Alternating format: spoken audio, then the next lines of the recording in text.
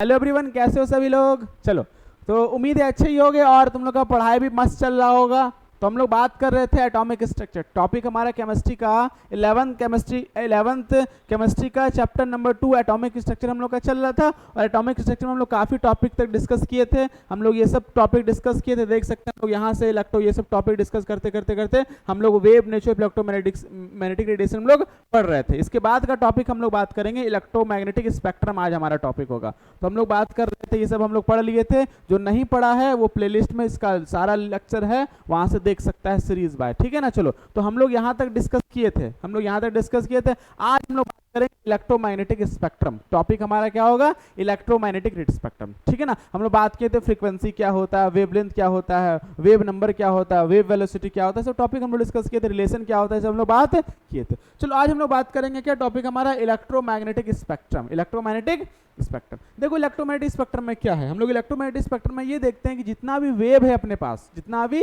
Wave होता है, चाहे वो कॉस्मिक हो गया, चाहे वो गामा हो गया, चाहे वो इंफ्रारेड हो गया, चाहे वो विजिबल हो गया, चाहे वो रेडियो वेव हो गया, चाहे वो यूवी वेव हो गया, सभी वेव का अपना अपना फ्रीक्वेंसी और अपना अपना वेवलेंथ होता है। सभी वेव का अपना खुद का फ्रीक्वेंसी होता है और अपना क्या होता है, वेवलेंथ होता है, सबका अलग अलग होता है। तो इन्हीं को हम लोग क्या किए, असेंडिंग और डिसेंडिंग में सजा देंगे। असेंडिंग और डिसेंडिंग में क्या कर देंगे, सजा देंगे। तो सजाने के बाद अपने को एक पैटर्न बनेगा, एक लिस्ट तैयार होगा। इसी पैटर्न को हम लोग क्या कहते हैं, इलेक्ट्रोमैग्नेटिक स्पेक्ट्रम बोला करते हैं। क्या बोला करते हैं, इलेक्ट्रोमैग्नेटिक स्पेक्ट्रम बोला करते हैं। अब यहाँ पर देखो क्या है, ये जो वेव है ना, वेव का वेवलेंथ जो हमारा है वो छोटा होते जा रहा है, डिक्रीजिंग ऑर्डर में। कैसा में, डिक्रीजिंग ऑर्डर में। देखो इसका वेव को देखो, इसका वेव का लेंथ देखो इतना बड़ा, इसका वेव थोड़ा सा छोटा हुआ, इसका थोड़ा और छोटा, इसका थोड़ा और छोटा, इसका थोड़ा और छोटा, इसका थोड़ा और छोटा, इसका थोड़ा और छोटा, इसका थोड़ा और छोटा, इसका थोड़ा और छोटा, इसका थोड़ा और छोटा, इसका थोड़ा और ये थोड़ा और छोटा, थोड़ा और छोटा।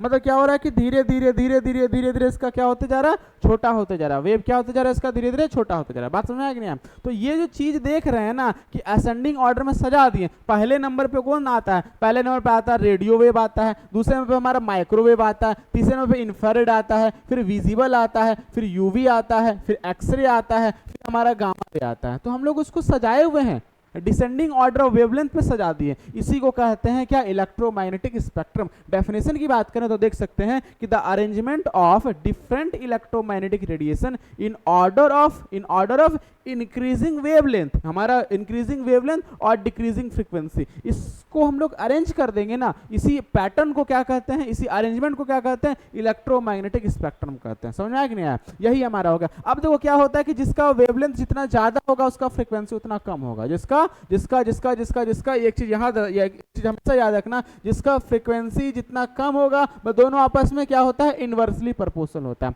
अगर इसका फ्रीक्वेंसी ज्यादा है, वेवलेंथ कम होगा, वेवलेंथ ज्यादा है, फ्रीक्वेंसी इसका क्या होगा, कम होगा। दोनों आपस में क्या है, इनवर्सली प्रोपोर्शनल है। समझ में आया ना। अगर एक मेरा वेवलेंथ बढ़ते हुए है, वेवलेंथ हमारा घटते हुए है, तो फ्रीक्वेंसी बढ़ते हुए, फ्रीक्वेंसी क्या हो गया, बढ़ते हुए। क्लियर है।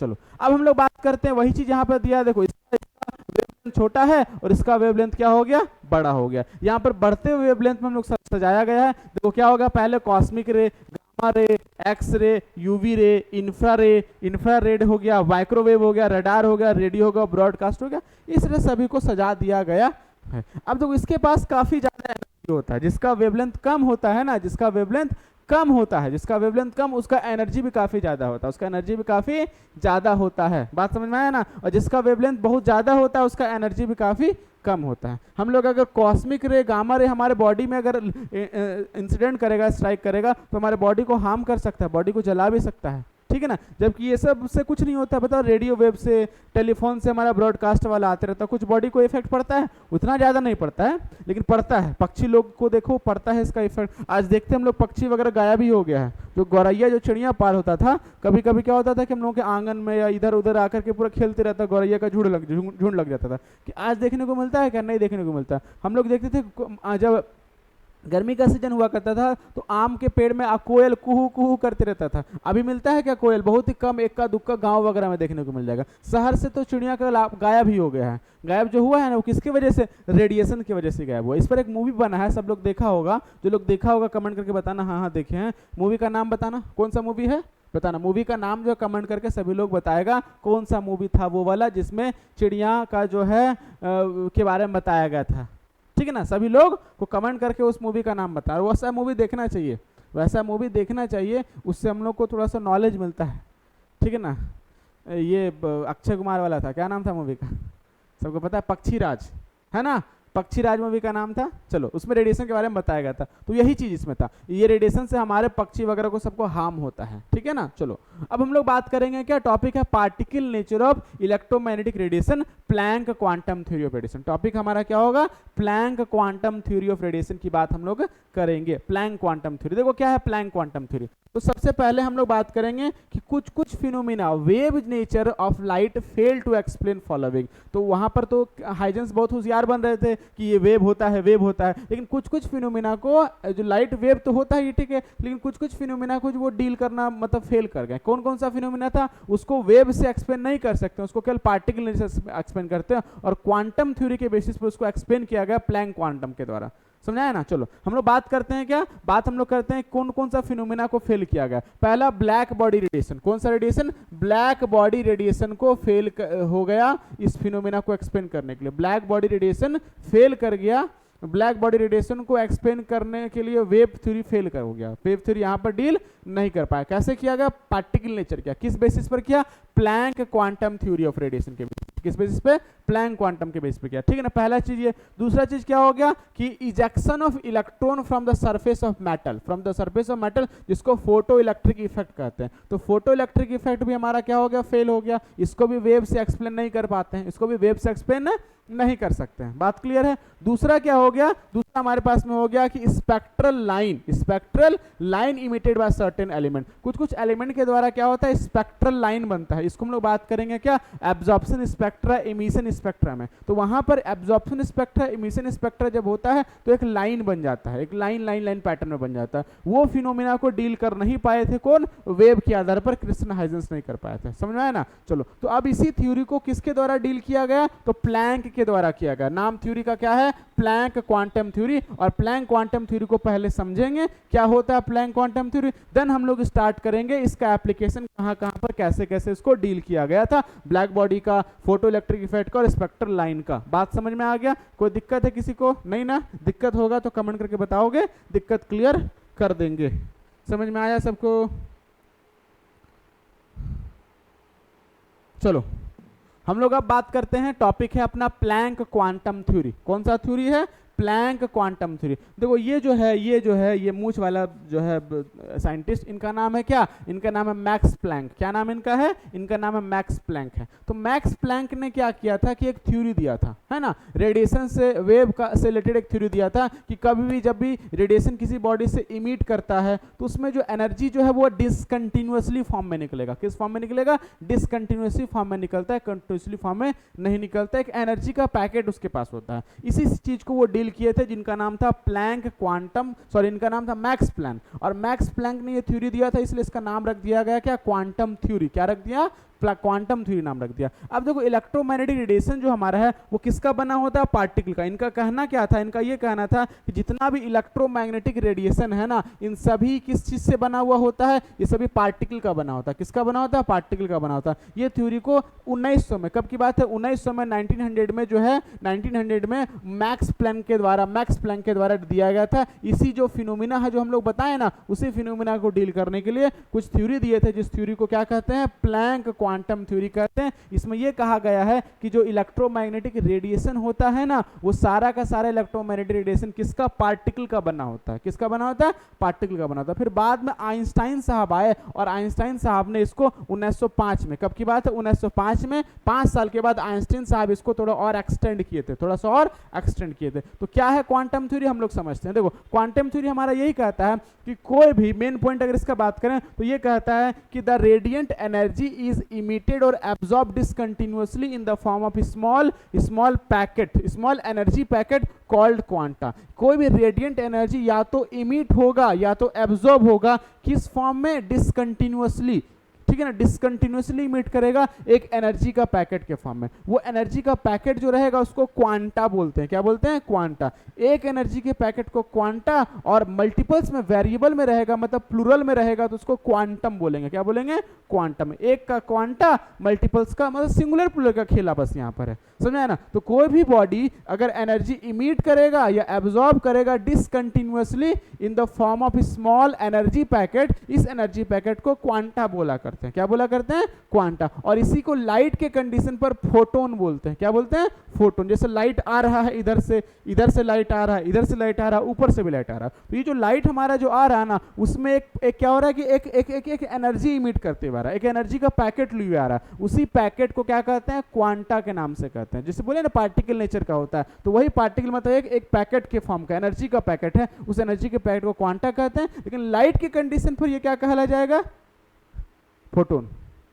क्या बोलेंगे? फोटोन कहेंगे। तो देख सकते हैं कि these energy packet are known as क्या? Photon. In case of light के केस में इसी एनर्जी के पैकेट को फोटोन कहते हैं, और ऐसी रेडिएशन के फॉर्म में उसको क्या बोलेंगे? क्वांटा कहेंगे। चलो, अब ये कहा गया कि जितना भी एनर्जी जो रहेगा ना, एनर्जी जो रहेगा हर एक क्वांटा का, वो डिपेंड करेगा फ्रीक्वेंसी पर। किसके पर डिपेंड करेगा? फ्रीक्वेंसी पर डिपेंड करेगा। मतलब जिस भी रेडिएशन का फ्रीक्वेंसी जितना ज्यादा होगा उसका एनर्जी उतना ज्यादा होगा। मतलब energy directly proportional to frequency. Energy directly proportional to frequency. Energy किसके डायरेक्टली प्रोपोर्शनल होगा? फ्रीक्वेंसी के डायरेक्टली प्रोपोर्शनल होगा। Energy directly proportional to frequency. जिसका फ्रीक्वेंसी जितना ज्यादा उसका एनर्जी भी उतना ज्यादा। अब एक चीज हम लोग थोड़ा सा पीछे आकर के समझते हैं, यहाँ पर देखो, बात को समझना।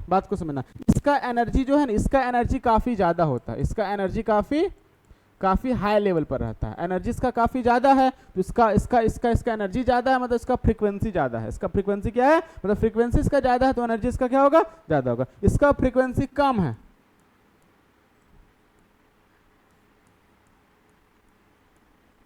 इसका फ्रीक्वेंसी कम है तो इसका एनर्जी भी क्या होगा? कम होगा। इसका एनर्जी भी क्या होगा? कम होगा। यही चीज कहे थे कौन? प्लैंक भाई साहब कहे थे, प्लैंक क्वांटम थ्योरी में। समझ में आया ना? चलो, हम लोग बात कर रहे थे क्या? हम लोग बात कर रहे थे कि एनर्जी जो है वो डायरेक्टली प्रोपोर्शनल किसका होगा? फ्रीक्वेंसी का होगा। फ्रीक्वेंसी कम, एनर्जी कम। फ्रीक्वेंसी ज्यादा, एनर्जी क्या होगा? ज्यादा होगा। अब देख सकते हैं ई प्रोपोर्शनल टू फ्रीक्वेंसी। जब प्रोपोर्शनल का साइन हटाते हैं तो कांस्टेंट लग जाता है, एच लग जाता है, ठीक है ना? एच लग जाएगा। और एच यहाँ पर है क्या? Planck constant. क्या है? प्लैंक कांस्टेंट, जिसका वैल्यू होता है 6.626 इंटू 10⁻⁻⁴। क्या होता है एच का वैल्यू? एच का वैल्यू हो जाता है 6.626 इंटू 10⁻⁻34 हो जाता है। बात समझ में आ गया? तो हम लोग कह सकते हैं कि इसका जो वैल्यू होगा 626 होगा इंटू 10⁻⁻34 जूल सेकंड हो जाएगा। ये हमारा क्या कहलाया? ये कहलाया प्लैंक क्वांटम थ्योरी का mathematical term, E proportional to nu. तुमसे पूछा जाएगा प्लैंक क्वांटम थ्योरी क्या है, 1 नंबर का तुमको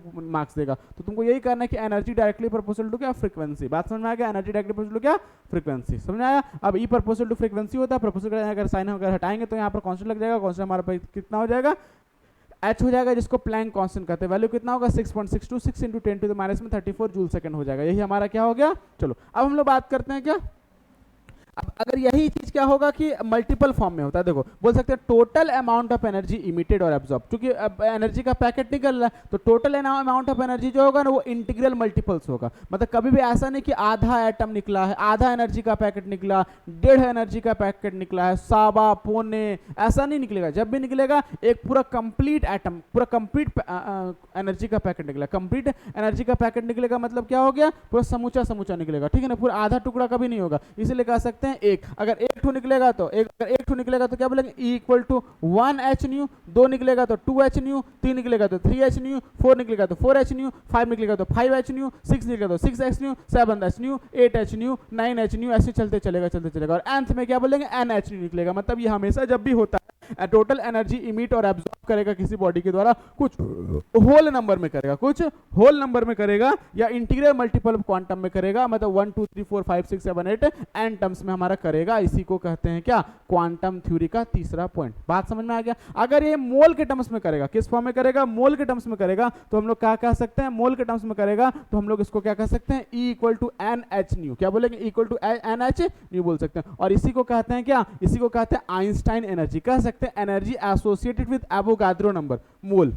ठीक है ना, एवोगाड्रो नंबर से अगर एसोसिएटेड रहेगा तो उस एनर्जी को क्या बोल देंगे, आइंस्टाइन एनर्जी। बहुत बार एग्जाम में ऐसा क्वेश्चन पूछा गया है, आइंस्टाइन एनर्जी से क्या मतलब होता है। आइंस्टाइन एनर्जी का मतलब क्या हो गया कि अगर कभी एनर्जी हमारा 1 मोल के लिए हो, एवोगाड्रो नंबर से जुड़ा हुआ रहेगा, Na/H हो जाएगा, तो क्या बोलेंगे उसको, आइंस्टाइन एनर्जी बोलेंगे। क्या बोलेंगे, आइंस्टाइन एनर्जी कहेंगे। अब देखो यहाँ पर c/λ कैसे है, वही ना तुम लोग सोच रहा है, ये नहीं सोच रहा है। तो हम लोग क्या पढ़े, देखो E इक्वल टू क्या पढ़े हम लोग, NaH न्यू पढ़े। अब न्यू बराबर क्या होता है, c/λ होता है। क्या होता है, c/λ। अब इसको सब्स्टिट्यूट करेंगे तो कितना हो जाएगा, E equal to NaH c/ क्या हो जाएगा, लैम्डा हो जाएगा। यहाँ से ये चीज आया, इसी को आइंस्टाइन एनर्जी बोला करते हैं। क्या बोला करते हैं, आइंस्टाइन एनर्जी कहते हैं। क्लियर है। चलो अब हम लोग बात कर सकते हैं, प्लैंक ने सबसे पहले, प्लैंक फर्स्ट टाइम, ठीक है ना, Planck first time has given a relation between the frequency of radiation and energy associated with them. सबसे पहली बार प्लैंक के द्वारा ही क्या किया गया था, फ्रीक्वेंसी और एनर्जी के बीच में रिलेशन दिया गया था। इससे पहले इस रिलेशन को किसी के द्वारा नहीं दिया गया था, तो प्लैंक ने सबसे पहले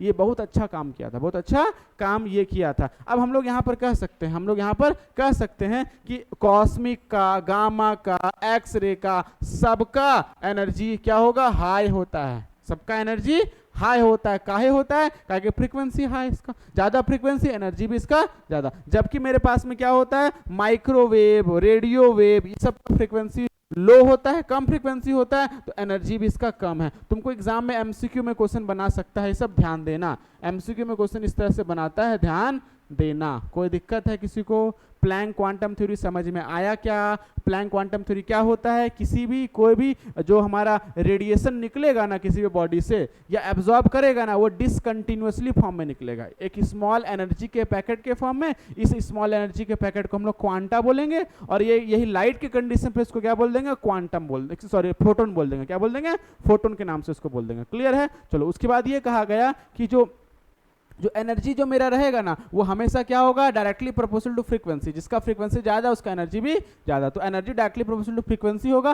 प्रोपोर्शनल का साइन हटा देंगे तो कांस्टेंट लग जाएगा, एच लग जाएगा। एच हमारा प्लैंक कांस्टेंट हो गया। प्लैंक कांस्टेंट का वैल्यू कितना होता है, 6.626 इंटू 10⁻³ जूल सेकंड हो जाता है। अगर हम लोग बोलेंगे कि एनर्जी जब भी निकलेगा ना, वो हमेशा इंटीग्रल मल्टीपल्स में निकलेगा। एक energy 2 packet, 3 packet, 4 packet, 5 packet ऐसा में निकलेगा। आधा पैकेट नहीं निकलेगा, 1.5 पैकेट नहीं निकलेगा, 1.25 पैकेट नहीं निकलेगा, पौने पैकेट नहीं निकलेगा। जब भी निकलेगा वो जब भी निकलेगा वो आधा टुकड़ा में नहीं निकलेगा। जब भी निकलेगा क्या निकलेगा, इंटीग्रल मल्टीपल 1 2 3 ऐसा में निकलेगा। तो बोल सकते हैं E equal to n time of H बोल सकते हैं। और अगर यही वाला मोल से रिलेटेड रहेगा, मतलब एवोगाड्रो नंबर से रिलेटेड रहेगा, तो हम लोग उसको क्या बोल सकते हैं, आइंस्टाइन एनर्जी बोल सकते हैं। तो E इक्वल टू क्या होगा, NaH हो जाएगा। न्यू का वैल्यू हम लोग हटा देंगे तो क्या होगा, c/λ लग जाएगा। मतलब हम लोग आगे लिख सकते हैं C इक्वल टू क्या लिख सकते हैं, E इक्वल टू क्या लिख सकते हैं, NaH c/λ लिखा जा सकता है। समझ में आया ना। अब प्लैंक ही सबसे पहले क्या किए थे, एनर्जी और फ्रीक्वेंसी के बीच में एक रिलेशन दिए। हम लोग देख सकते हैं कॉस्मिक वाला हो गया, गामा वाला हो गया, इंफ्रा वाला हो गया, इन सब का फ्रीक्वेंसी बहुत ज्यादा होता है तो उसका एनर्जी भी